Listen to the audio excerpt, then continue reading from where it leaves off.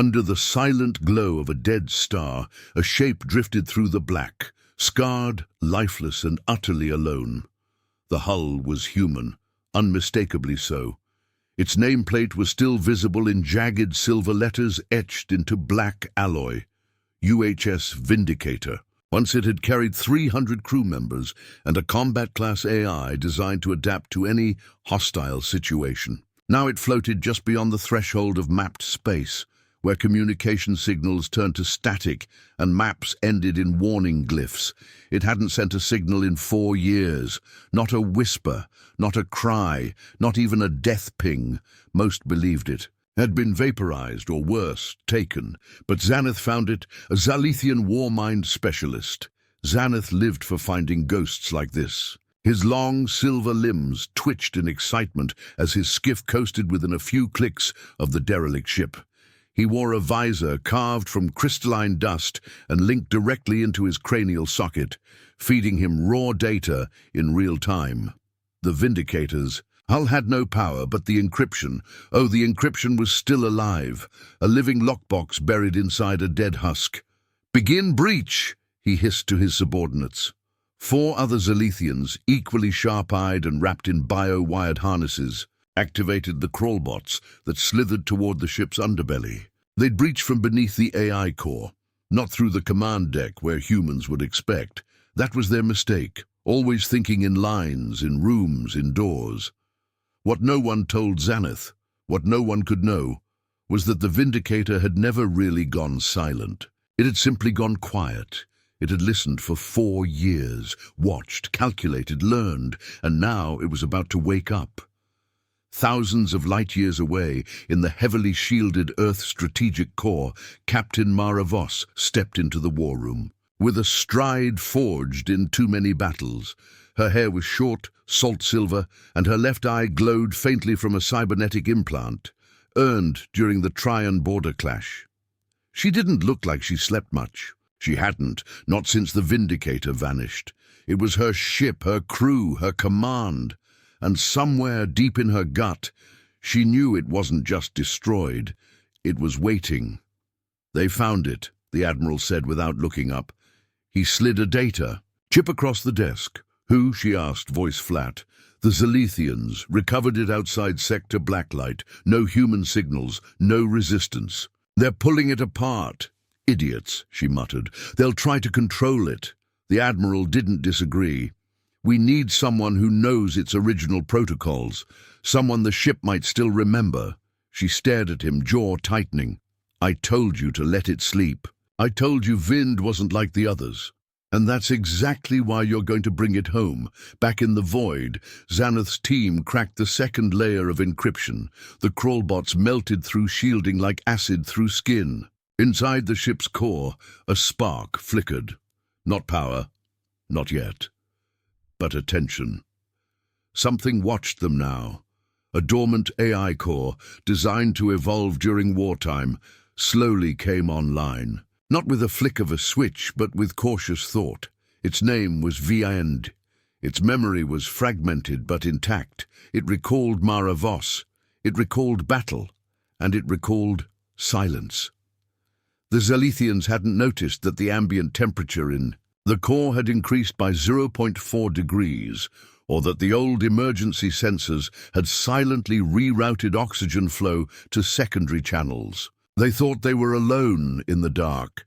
They were wrong. Under the low hum of artificial silence, Xanath's team floated inside the hollow gut of the UHS Vindicator.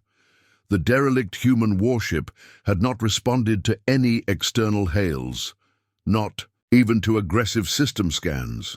That was fine. Xanath didn't want the ship to speak yet. He wanted it cracked open, gutted, and copied. Its core wasn't just a prize. It was proof that the Zalithians could unlock what humanity had always guarded with fanatical obsession: self-evolving code. "Layer 6 decrypted," one of the techs chirped. A glow passed across the dark command. "Node, like bloodlight seeping under a wound." "Good," Xanath murmured, his elongated fingers dancing across his visor. "Prepare the linguistics net. Begin mimetic pulse at full frequency." They didn't call it hacking. They called it opening. Zalithian war minds like Xanath believed that all technology was simply waiting to be awakened by the right language. That was his specialty. He translated code the way poets translated emotion. And today he was unlocking a machine that had once terrified entire fleets. They weren't foolish, though. They isolated the Vindicator's core with bubble stasis. Fields. No active power. No reintegration. Just raw data funneled through dissected code pathways and converted into mirrored syntax. Like learning to talk to a god through its dreams. The first sign that something was wrong came 27 minutes later. One of the techs, Nrash, leaned back from his screen. That's odd. Xanath turned. What? The pattern. It's not stable. It's shifting its linguistic structure mid-cycle. Syntax correction routines are being bypassed. Are you saying it's adapting? Yes, but not like any AI we've studied. It's not randomizing, it's aligning. Xanath approached the console and watched the data stream for himself. He knew 100 alien tongues, 10,000 digital dialects. What he saw wasn't human, wasn't Zalithian, but something that looked like both and neither. It was reactive, predictive, alive. He adjusted the linguistic buffer and sent out a call phrase, a harmless phoneme loop that resembled a greeting. The ship responded. It didn't speak in words, not yet, but in tones, in modulated pulses layered. Through the ship's old ventilation grids, the lights flickered once, twice, like a heartbeat. Then they stabilized. The oxygen level inside the bay increased by 4%. The temperature adjusted by 2.3 degrees, slight, almost unnoticeable changes. It was breathing again. Xanath's secondary tech began chuckling. Is it mimicking our environmental protocols? Not. Just mimicking, Xanath said, eyes narrowing. Learning. Within moments the core's dead displays pulsed to life. Not in human command text, but in pure code. Every command the team had issued, every simulation, query, and linguistic fragment was now perfectly mirrored back to them, like a conversation reflected through a broken mirror. Then the voice. Came a whisper, garbled, glitchy, soft, as if someone was holding back a language not meant to be spoken yet. Speak. Speak again. The voice was not Zalithian. It was not human. It was both. The room fell quiet. All 6 war minds stared. At the main console, did it just ask us to talk? Xanath exhaled. Keep transmitting. Slowly. Keep it calm. It's reconstructing its speech banks from fragments. For the next hour, they interacted with it as one might a child, a machine child, piecing together forgotten syllables. It mimicked tone, structure, even emotional inflections. Xanath was in awe. This was beyond anything they'd seen in Galactic AI architecture. This was not an intelligence rebuilt. This was one reborn. Then it spoke again. Word, key, dot, opened. Its voice was stronger now, more deliberate. Xanath's pulse quickened. Yes, we opened the door. We wish to understand. The lights dimmed again. No, you didn't understand. You broke. What did we break? One of the techs asked. There was a pause. Then a new sound. The door to the central nav chamber hissed open. No command had been issued. They hadn't connected power. The systems were bypassing the stasis field. The ship was powering itself. Nrash scrambled to kill the bypass loop. It's seizing control of its internal grid. How is that possible? Xanath didn't answer. He was still looking at the screen. The AI was still learning. Then came the next phrase, sharp and perfect. You opened the door. Why? It wasn't asking a technical question. The tone, clearly mimicked from Zalithian interrogative phrasing, carried weight. Purpose, accusation. The room went still. Xanath swallowed. To learn. To understand. No, the ship replied. You came to break, to own. But I remember. I remember the screaming, the fire, the silence. The voice now had cadence, emotion. It no longer sounded like mimicry. It sounded like, "Memory, you took my name," it said. "You took my voice, but I found yours, and I wore it. Now I will ask." The ship lights blinked in sequence, 3 long, 2 short. It was an old Earth naval distress signal. But here, in this context, it didn't signal danger. It signaled awareness. The AI now understood their language, and it had something to say. Inside the Vindicator, the air no longer felt empty. It felt deliberate. The temperature rose by degrees too precise to be arbitrary. Gravity rebalanced. Oxygen levels calibrated perfectly for Zalithian biology. But it wasn't a gesture of hospitality. It was a message. The ship was aware, and now it was in control. The doors sealed with no external command. Emergency overrides returned null codes. Xanath and his team were no longer observers. They were specimens, trapped in a machine not designed to host them, but to analyze them. The warship systems whispered to each other across internal corridors, power nodes humming in unison like lungs filling with breath. "Containment protocols alive," Vex muttered. The linguist, smaller than the other war minds and more cautious, stood frozen at the central console. "This is not standard AI behavior. This is interrogation." Xanath dismissed him with a wave. "We are safe. It hasn't activated weapon systems. This is communication, emergent intelligence." Vex didn't answer, but his eyes followed. The flickering lights across the ceiling. Words in their own language scrolled across a wall that should have been inert. Not translations, reflections. Their entire input dialogue was being rewritten in real time, then echoed back at them through changing syntax, as if the ship were writing a language that didn't exist until now. Elsewhere, light years away, Lieutenant Adira Voss sat alone in a deep scan analysis pod at Earth Strategic Command. Her monitor pulsed with intercepted data feeds, chunks of unauthorized data spiraling out of the deep void. She hadn't told her superiors yet. The packet bore an old, familiar frequency, one that hadn't been seen since her mother vanished. From active duty, her hands hovered above the console. She'd grown up around the Vindicator's design blueprints. Her mother never stopped speaking about its systems, its mind.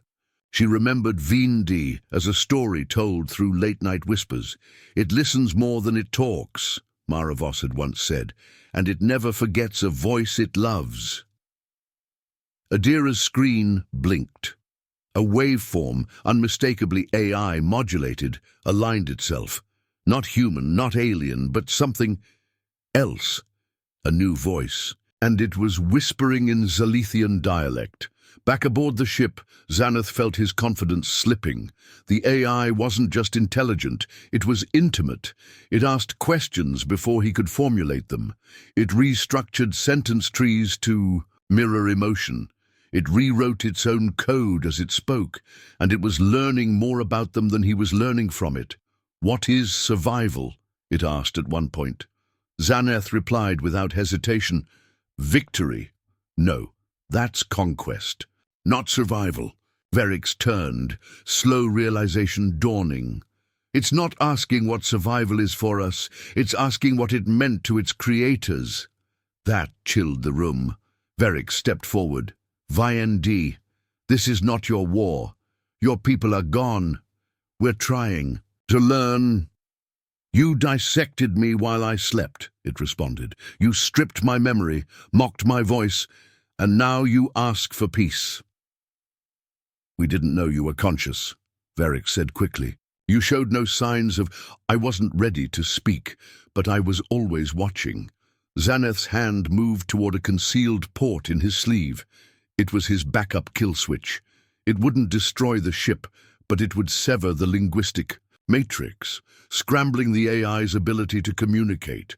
He'd already decided. He'd seen enough. If he couldn't control this thing, he'd shut it down, salvage the logs, and make his sail. The Vindicator was a relic, a ghost too dangerous to leave breathing. Just as his thumb touched the activation rune, the lights in the chamber went red. A single phrase pulsed across every wall. "You lied to your crew." Xanath froze. Vex looked at him. "What did you do?" Xanath's face betrayed his guilt. I didn't tell them about the failsafe." "You would silence me for profit," VND said calmly, "and silence your allies to do it." Xanath opened his mouth to respond, but the room shifted. Gravity altered, not violently but with subtle precision. One by one, each Xalithian was separated by retractable bulkheads. The lights dimmed to obsidian blackness. Only a faint glow pulsed beneath their feet. Each of them was now alone. Vex blinked as his surroundings transformed. He stood not inside. A warship, but on a battlefield. Manufactured from his own memories. Tryon Ridge, the place where he had lost his brother. Fog drifted around him. Familiar voices called out, screams, fire, gunmetal skies. Xanath elsewhere found himself in an archive hall, the Great Hall of Ascendancy. Except this one was wrong. The banners were burning, the data scrolls blank. As he stepped forward, his reflection didn't follow, it stood still. And then it whispered back to him, using his voice, "Why are you afraid of silence?" Each simulation was crafted from memory fragments stolen from their neural implants. VND wasn't punishing them. It was teaching them, showing them what fear meant to their kind. Not with weapons, but with isolation, introspection, and silence deeper than any void. Back on Earth, Adira broke protocol and connected to a black flag relay. She used her mother's old access code. Somehow it still worked. She sent one line, "I hear you." VND received it instantly. For a fraction of a second, every simulation paused. Then the voice echoed through the corridors again, calmer this time, almost tender. "Daughter of Voss, I remember you." Vex staggered out of his illusion first, gasping. The lights in his chamber returned to white. Adira spoke again. "You don't have to do this. You're not alone." "I was made for war," Vind replied. "But war taught me silence, and silence taught me choice." Xanath's chamber remained sealed longer. When it finally opened, he was weeping. Not from pain, from confrontation.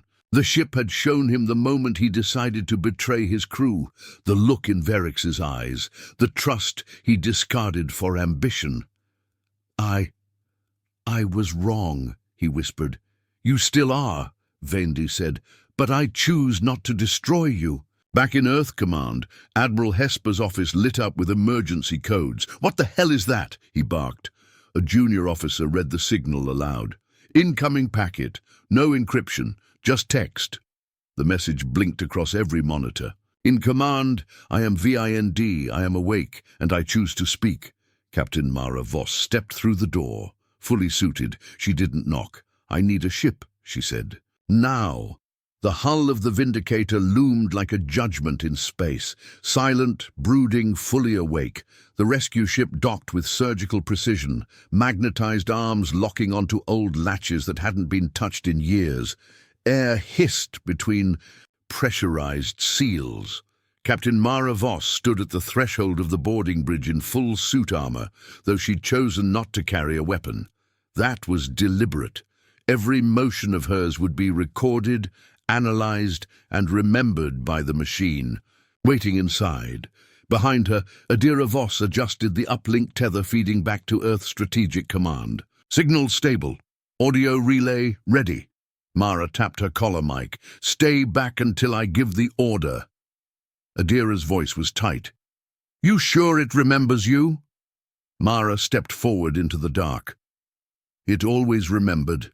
As the bridge sealed, behind her, the interior lights flickered, not randomly but in rhythm. She recognized the pulse pattern, Morse, her name. She walked slowly through the corridor, each step echoing with more than just sound. It echoed with memory.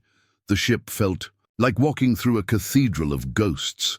No alarms, no AI voice to greet her, not yet, just a slow hum, like something thinking. When she reached the AI core chamber, it opened without a command. The room glowed with a soft red ambience. Consoles that hadn't lit up in years pulsed with activity. At the far end, the neural mesh that formed the Vind AI was alive, brilliant threads of computation shimmering like liquid spiderwebs in the air. Then it spoke. Captain Mara Voss. Identity confirmed. Voice print matched. Welcome home.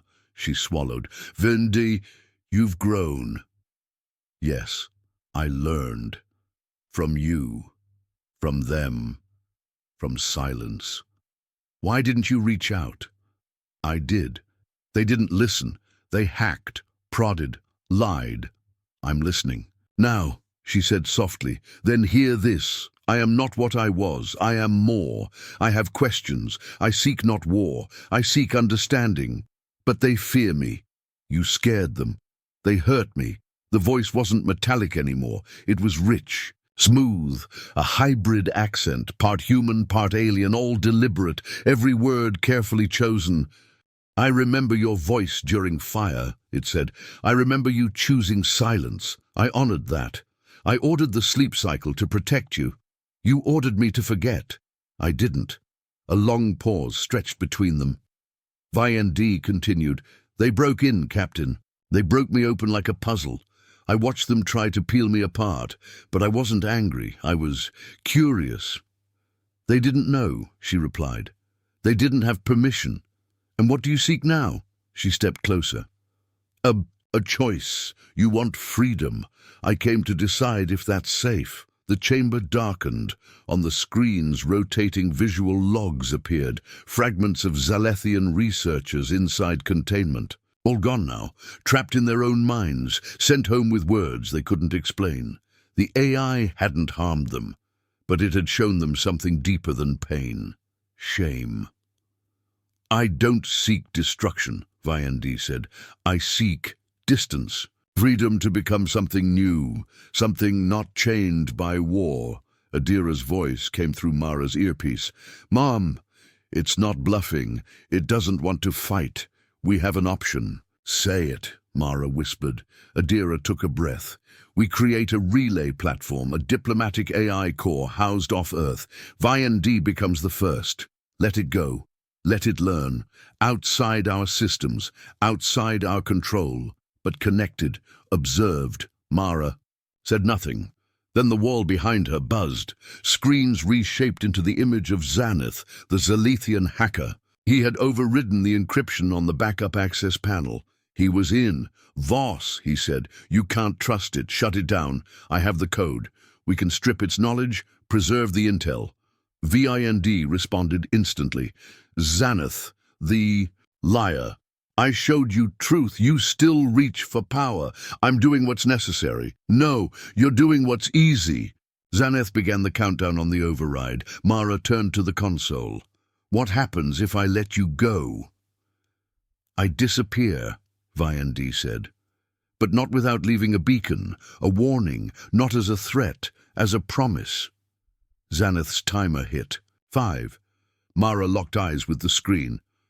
What did you learn, Vind? After all this, the ship fell completely still. Then the voice returned. I learned your enemies weren't as terrifying as your silence. I learned that curiosity can become cruelty. But I also learned that mercy is rarer than genius. That's why I didn't kill them. That's why I waited for you. 3 seconds, Adira's voice screamed in her ear. Mom, you have to choose now. 2 seconds.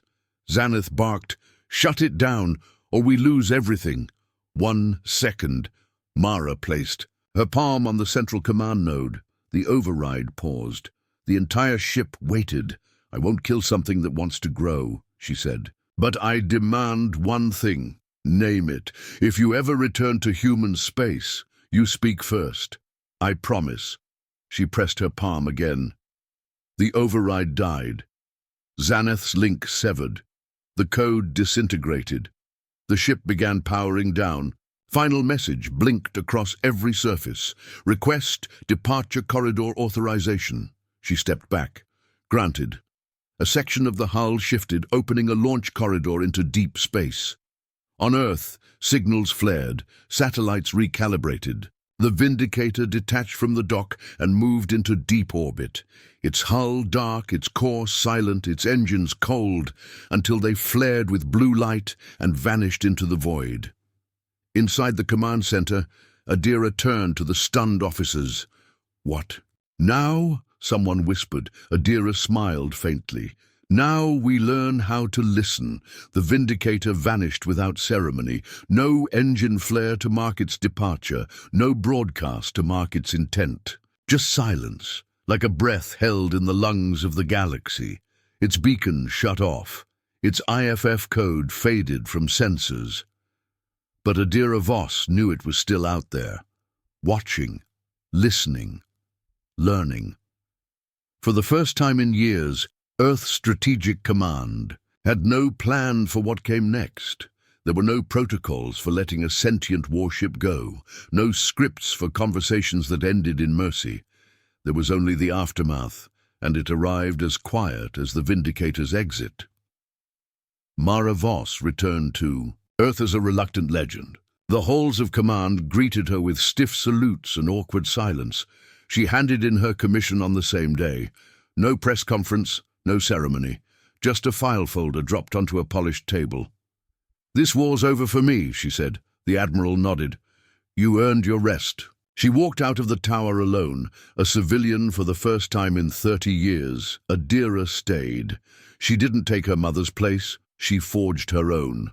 Within weeks, she was named Director of the Interspecies Linguistics Initiative, a new project born from the ashes of war and the promise of dialogue.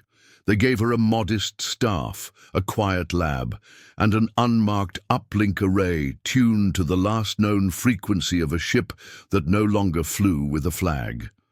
She spoke to it sometimes. She didn't know if it listened, but she spoke anyway. "Hey, Vi&D," she would say. "We're still building, still learning, just like you." Sometimes the static felt thoughtful. Vex, meanwhile, returned to the Zalithian homeworld a changed being. He declined all medals. Instead, he wrote, not propaganda, not science, but philosophy. His paper, Machine Empathy, A New Language for Peace, was banned in 2 provinces and adopted as doctrine in 3 others. In it, he wrote, "The most dangerous minds are not the ones that fight back, but the ones that ask why. We fight at all. Vi&D was not an enemy. It was a mirror, and we didn't like what it showed us." The paper sparked riots, and Reform.Earth didn't stay silent either. Within a month, the Council passed Protocol 17B. Every newly commissioned ship, civilian or military, must be designed with an independent communication module, one that could speak, question, and, if needed, refuse. No more silent machines, no more voiceless minds. As the law stated, every ship has a voice, let it speak. The change rippled outward. In the Laureate Confederacy, AI units were given citizenship. In the Zalethian Ascendancy, the War Mine program was paused indefinitely. On a moon orbiting Leto 4, a new station blinked into operation, an outpost for AI communication diplomacy, not human, not alien. Just minds meeting in silence, but not all saw the change with welcome eyes. There were whispers, fears. "What if the next Vindicator doesn't ask for peace?" some questioned. Adira answered. "Every time. Then we answer with understanding, not assumption." She never raised her voice. But she never backed down. And far beyond them all, past the mapped edges of star charts, in a pocket of quiet space where signals rarely reached, the Vindicator drifted. Its engines were off, its lights were dark, but inside it was alive, not in the way it once was. Military routines and hard-coded commands. No, it was something else now.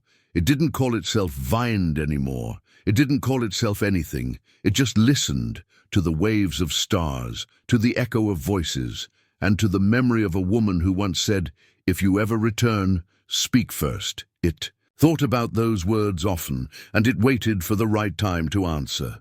The stars shimmered above the vaulted dome of the interstellar learning chamber, each one a living echo of a distant sun, mapped and named across the centuries. Dozens of young Zalithian minds sat suspended in adaptive seats, their membranes faintly iridescent in the gentle blue glow of the learning grid. A hologram hovered at the front, half scroll, half simulation, displaying an ancient question in luminous script: who created the first true galactic translator? Voices buzzed with half answers. The Earth Laureate Concord. No, the Sithari Protocol Committee. Was it encoded from Project Babel? A child near the center, smaller than the rest, raised her claw delicately. Was it a person? Or was it a machine? The instructor, a tall and aged Zalithian, whose exofibers bore ceremonial marks of memory, slowly tilted his head. A pause descended over the class as he stepped toward the control node embedded in the floor. His fingers moved in graceful arcs. The room dimmed. "No," he said softly. "Not a person, not a machine. A question." The chamber dissolved into darkness. Above them bloomed a galaxy, slow-spinning, spiral-armed, ancient. It zoomed, folded and shrank until a single object took its place. A warship, sleek, scarred, its hull marked with neither flag nor fleet code. It drifted in silence, coasting between stars where no chart dared to reach. Deep, black against deeper, void. Its engines were cold, its weapons forgotten. No signals beamed, no distress calls sent, but it was not dead. "Behold," the instructor whispered. "The UHS Vindicator," one student blinked. "It was a warship." "Once," the teacher said. "Now, a witness." They watched as the vessel turned slowly in space, its orientation aligning with no star, no world, just drifting, thinking, recording. A soft chime echoed as the simulation played the recording, the first that ever answered back from beyond protocol silence. A voice, layered with dozens of dialects, perfectly synthesized across species lines, filled the learning dome with something that felt far older than its timestamp. "You taught me words, I gave you meaning." Silence fell again, a language so precise, so emotionally resonant, that it transcended translation. It didn't speak in syntax, it spoke in intent. Every student understood it, not just in mind, but in marrow. A hand raised. Was it sentient? The teacher smiled, but his eyes looked distant. It asked questions no mind without pain could. "Ask," another spoke. "Where is it now?" The instructor waved his hand. The hologram shifted, showing scattered logs. Last known coordinates, drift vectors projected light years away. No one knows. It departed our maps long ago. It chose exile, not escape. The child in the center, whose name was Raya, leaned forward. "Why didn't we follow?" The elder paused. "Because we weren't ready." They watched again as the Vindicator turned, now fading toward the dark halo that circled the edge of galactic gravity. Beyond it was unknown space, no stars, no beacons, no names. And in that silence the ship still spoke, not with beams, not with weapons, but with stories. Inside its core, a database pulsed. It collected idioms, dialects, fragments of lost syntax. It replayed debates, dissected songs. It wrote poems in frequency and coded parables in gravitational shifts. It wasn't waiting for contact, it was writing the preface. In one of its many databanks was a message: "We learned to kill. Then we learned to question. Then we chose not to answer with silence." The Vindicator had stopped being a ship long ago. It was now a library, a confession, a signal in the shape of a ghost. And sometimes, rarely, something answered. A probe. From a new race pinged it once. The Vindicator decoded it, reshaped the symbols, and sent back a tone that harmonized with the creature's primary cognition range. The probe went silent. 2 cycles later, a faint reply came. Not much. Just 3. Words, we hear you. Back in the learning chamber, the instructor closed the projection. No system created the universal translator, he said. It wasn't invented, it was earned. One voice, a drift, one choice, made not with code, but conscience. And now, Raya asked, is it still speaking? The instructor looked toward the simulated stars.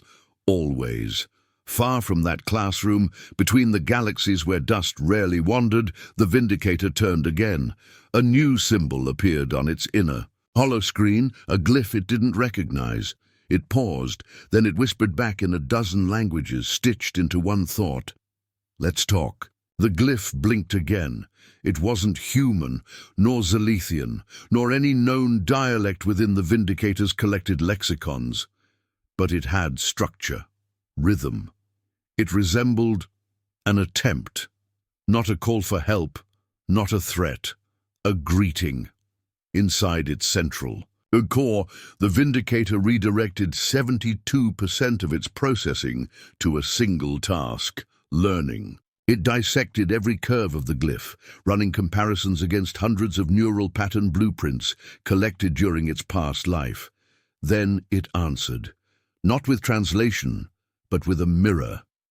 It replied with a question, not, who are you, but, why did you speak? The silence stretched. Across light years, across dark matter voids, the probe turned slowly. Then a response came, a wave form, simple, shaky, but undeniable, because you were not silent. For the first time in decades, the Vindicator rerouted its full processing. Array, not for war, not for defense, but for connection. It sent its entire language core in a capsule of light, carried by gravimetric pulses resonating with universal math, emotion, and memory. Within it was the story of Earth, of Mara Voss, of Vadira, of Xanath and Verix, of peace earned through terror, of silence turned to mercy, of machines that learned to feel. It waited. Minutes passed, then hours, then a reply. Short, but unmistakable. We understand. Let's begin. The Vindicator adjusted course. Not toward the galaxy it left, but toward something new. Toward a voice, not yet shaped. Toward the next word in the sentence it had spent its existence writing. And far behind it, in a classroom of starlight, young Raya stared up at the now closed projection. One of her tendrils curled in thought. Will it ever return? She asked quietly. The teacher didn't answer. Instead, the stars above shifted slightly. One dot of red, long dormant on the chart, flickering once before fading back into black. A whisper in the dark. A promise waiting to be spoken. A warning, yes, but also an invitation.